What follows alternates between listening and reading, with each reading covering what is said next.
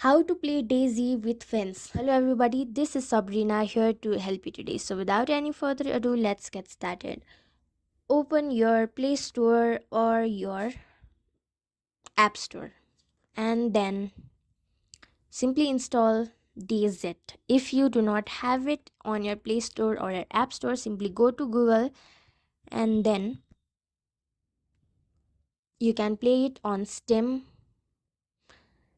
Once you log into the games, you have that option of inviting friends using STEM account, and yeah, you that's it. Thank you for watching this video. Make sure to like, share and subscribe to our YouTube channel.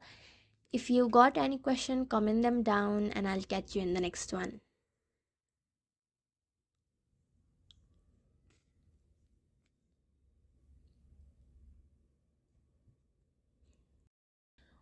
Open your Play Store or your App Store and then simply install DayZ.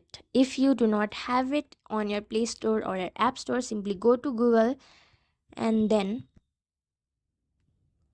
you can play it on Steam. Once you log into the games,